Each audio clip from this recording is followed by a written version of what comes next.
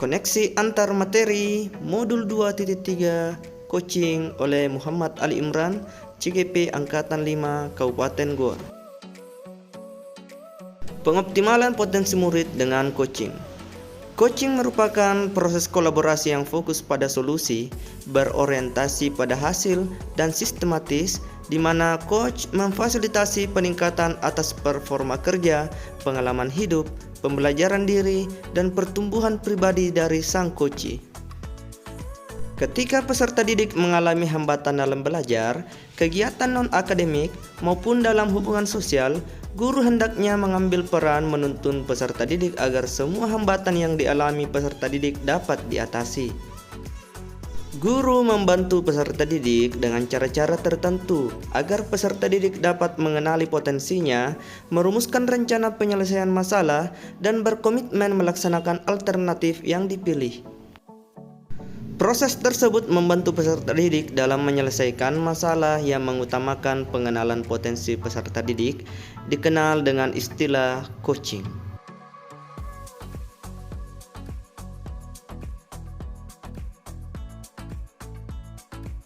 International Coach Federation atau ICF mendefinisikan coaching sebagai bentuk kemitraan bersama klien atau coach untuk memaksimalkan potensi pribadi dan profesional yang dimilikinya melalui proses yang menstimulasi dan mengeksplorasi pemikiran dan proses kreatif. Konseling, mentoring, dan coaching sama-sama berupaya membantu peserta didik memecahkan masalahnya.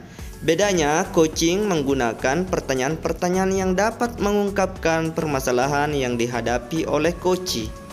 Pertanyaan yang dapat menggali potensi dan kekuatan coach, pertanyaan yang dapat merumuskan apa yang akan dikerjakan oleh coach dalam mengatasi masalahnya, dan pertanyaan yang dapat menggiring coach untuk melaksanakan rencananya dengan tanggung jawab. Pertanyaan-pertanyaan yang digunakan dalam proses coaching akan membuat peserta didik mengalami metakognisi, mengaktifkan kerja otak, dan akhirnya membuat peserta didik berpikir lebih kritis. Proses berpikir ini akan membantu peserta didik mengembangkan potensinya masing-masing yang beraneka ragam. Dalam mengembangkan potensinya, peserta didik memerlukan waktu yang berbeda-beda, tergantung peserta didik dan guru sebagai coachnya. Sebagai coach, guru berperan menciptakan suasana nyaman dan aman untuk menggali permasalahan coach. Untuk itu, guru perlu menguasai keterampilan berkomunikasi asertif, bertanya afektif, mendengarkan dengan aktif, dan memberi umpan balik positif. Melalui keterampilan tersebut, guru dapat menciptakan kenyamanan bagi peserta didik sehingga timbul rasa empati, saling menghormati, dan saling menghargai antar guru dan peserta didik. Coaching dan sistem Among. Sistem Among adalah sebuah kekuatan dalam mengoptimalkan potensi peserta didik. Guru yang menjalankan sistem Among dapat mendampingi tumbuh kembang peserta didik secara holistik tanpa pamrih, tanpa paksaan, dan berdasarkan cinta kasih. Guru mengembangkan potensi peserta didik dengan cara mendampingi, memupuk, memotivasi, dan memberi teladan. Sistem Among sebagai salah satu pendekatan yang memiliki kekuatan untuk menuntun kekuatan kodrat anak atau peserta didik. Hal ini merupakan penerapan filosofi Ki Hajar Dewantara dalam pendidikan, yaitu pendidikan sebagai tuntunan serta kodrat alam dan kodrat zaman. Coaching model Tirta. Tirta dikembangkan dari satu model umum coaching yang sudah dikenal luas dan telah banyak digunakan, yaitu GROW model. GROW adalah akronim dari Goal, Reality, Option, dan Will. Model Tirta dikembangkan dengan semangat merdeka belajar yang menuntut guru untuk memiliki keterampilan coaching. Melalui model Tirta, guru diharapkan dapat melakukan pendampingan kepada peserta didik melalui pendampingan coaching di komunitas sekolah dengan lebih mudah dan mengalir. Tirta sendiri merupakan akronim dari tujuan, identifikasi, rencana aksi, dan tanggung jawab. Dari tahapan coaching model Tirta, tahapan yang paling menantang adalah tanggung jawab.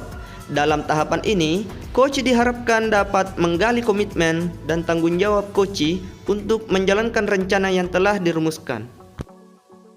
Coach juga mengarahkan coach untuk melibatkan pihak-pihak yang dapat membantunya menjalankan rencana aksi. Untuk menjaga komitmen coach, secara berkala coach dapat mengecek progres atau kemajuan rencana aksi yang dijalankan oleh coach.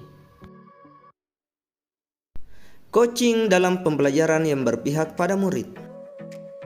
Pembelajaran berdiferensiasi berperan memenuhi kebutuhan belajar peserta didik yang berbeda-beda, meliputi kesiapan belajar, minat, dan profil belajar. Murid yang memiliki kebutuhan belajar berbeda-beda tidak dapat dipaksakan oleh guru untuk belajar secara seragam. Untuk itu, guru harus melaksanakan pembelajaran secara bervariasi, meliputi diferensiasi konten atau bagaimana format materi, diferensiasi proses atau bagaimana kegiatan dan aktivitas peserta didik, kemudian maupun diferensiasi produk yang ditampilkan sebagai hasil belajar. Sejalan dengan coaching, pembelajaran berdiferensiasi juga berperan dalam mengembangkan potensi peserta didik yang beragam. Guru yang menerapkan pembelajaran berdiferensiasi memastikan peserta didik dapat belajar sesuai dengan kebutuhan belajarnya dan mengembangkan potensinya dengan optimal. Pembelajaran sosial dan emosional bertujuan untuk mempersiapkan peserta didik untuk mampu bertahan dalam masalah, menemukan solusi atas masalahnya, dan menjadi orang yang berkarakter baik. Kompetensi sosial dan emosional yang dapat diterapkan oleh guru adalah kesadaran diri, pengelolaan diri, keterampilan berelasi, kesadaran sosial, dan pengambilan keputusan yang bertanggung jawab. Melalui kompetensi sosial dan emosional yang dikuasai oleh peserta didik dapat menghadapi masalahnya dan menemukan solusi atas masalah yang dihadapinya. Pembelajaran berdiferensiasi yang dilaksanakan secara terintegrasi dengan pembelajaran sosial dan emosional dapat mengoptimalkan pengembangan potensi peserta didik dan membelajarkan peserta didik untuk menemukan solusi atas masalahnya. Murid yang menghadapi masalah dan tidak dapat dipecahkan sendiri dapat menjalani proses coaching dengan seorang guru sebagai coach. Melalui pembelajaran berdiferensiasi, pembelajaran sosial dan emosional, serta coaching, maka pengembangan potensi peserta didik dapat dilakukan dengan optimal sehingga kebutuhan belajar peserta didik dapat terpenuhi. Murid akan tumbuh menjadi anak yang cerdas dan berkarakter sesuai profil pelajar Pancasila. Pada akhirnya, peserta didik siap menjalani kehidupan dengan mandiri sehingga menjadi pribadi selamat dan bahagia. Keterampilan coaching dengan pengembangan kompetensi sebagai pemimpin pembelajaran. Coaching menjadi salah satu sarana untuk memastikan bahwa supervisi akademik yang dijalankan benar berfokus pada proses pembelajaran yang berpihak pada murid. Melalui coaching juga bertujuan untuk pengembangan kompetensi diri pendidik. Rangkaian supervisi akademik ini digunakan kepala sekolah untuk mendorong ruang perbaikan dan pengembangan diri guru di sekolahnya, karena melalui proses coaching ini adalah kunci membuka potensi seorang untuk memaksimalkan kinerjanya.